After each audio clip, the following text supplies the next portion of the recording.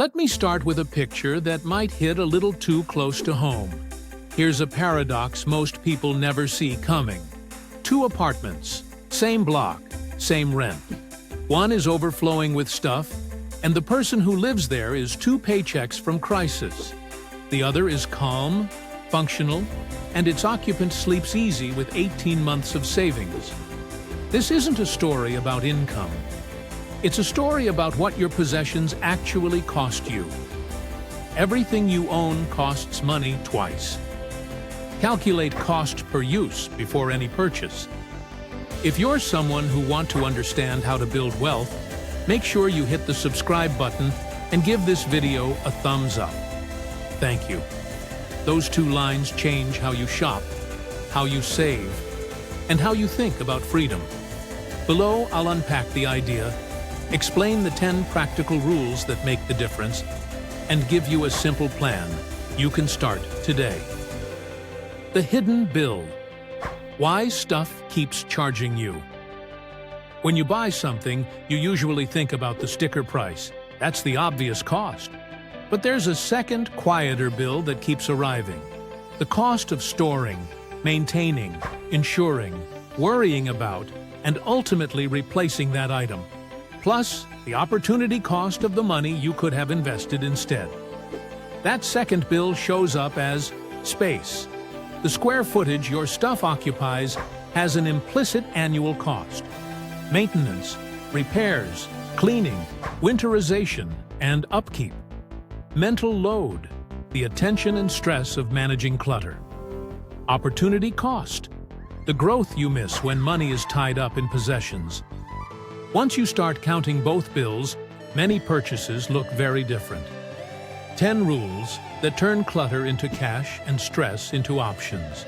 These are practical, repeatable habits that create financial margin and real freedom. 1. Calculate cost per use before you buy. Estimate how many times you'll realistically use an item and divide the price by that number. If the cost per use shocks you, don't buy it. 2. Run the replacement test on everything you own. If it disappeared today, would you replace it? If the honest answer is no, it's probably draining your life and your wallet. 3. Don't upgrade out of boredom. Functionality is the standard.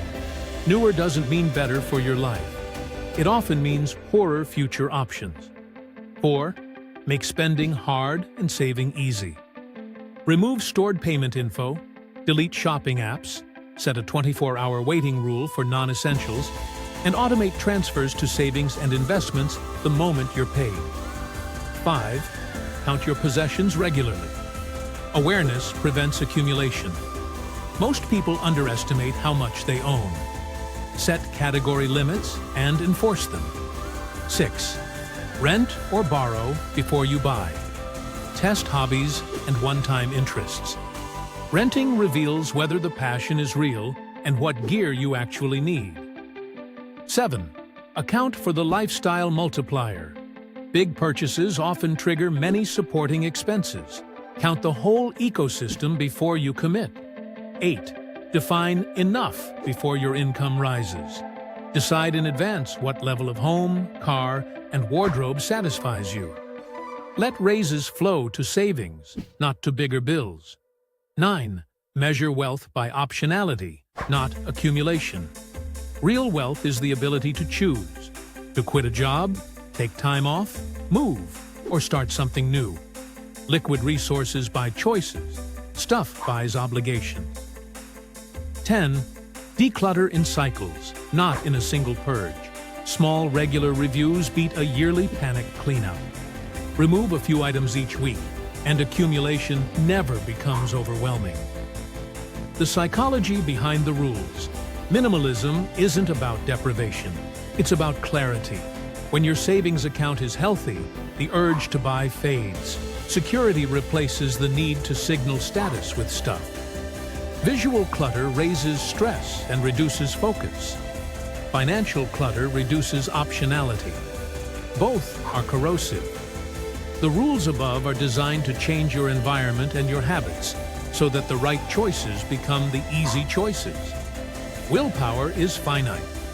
Systems are not. A simple 90-day plan you can start today. Week 1, the replacement test. Walk through your home and identify 10 items you wouldn't replace. Sell, donate, or discard them. Put the proceeds into a savings or investment account. Month 1, the 24-hour rule. For every non-essential purchase, wait 24 hours. Track how many wants evaporate. Delete stored payment info from retailers and remove shopping apps. Quarter 1, count and cap.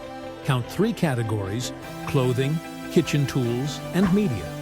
Set a maximum for each category based on what you actually use. Enforce a one-in, one-out rule if needed.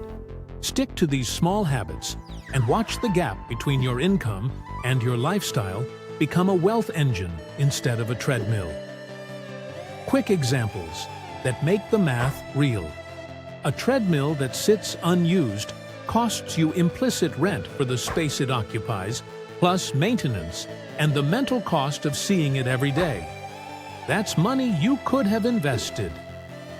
Replacing a perfectly functional phone every 2 years because a new model exists can cost tens of thousands over a lifetime. A $15,000 home gym might feel like a one-time purchase, but flooring, storage, ventilation, and maintenance turn it into a much larger ongoing expense. When you add up storage, upkeep, and opportunity cost, many possessions cost more to own than they cost to buy. How to decide what to keep? Use 3 filters. 1. Cost per use. Does the math justify the purchase? 2. Replacement test. Would you buy it again today? 3. Lifestyle multiplier. What other costs does this item trigger? If an item fails 2 of the 3 tests, it's a strong candidate to go. The real payoff: optionality. The person who defined enough and kept expenses modest can take risks, change careers, move cities, or take time off. The person who keeps upgrading and accumulating is often chained to their paycheck. That's the real difference between being rich and being free. Final thought and a small challenge. Less stuff doesn't mean less life. It means more margin, more choices, and more peace. Start small. Do the replacement test today and remove 10 items this week. Automate 1 savings transfer. Enforce the 24-hour rule for a month. Small actions compound. Over time, they create optionality, and optionality is the quiet, powerful form of wealth. If one line sticks with you, let it be this: everything you own costs money twice. Use that truth to shop smarter, save more, and buy back your freedom. Ooh!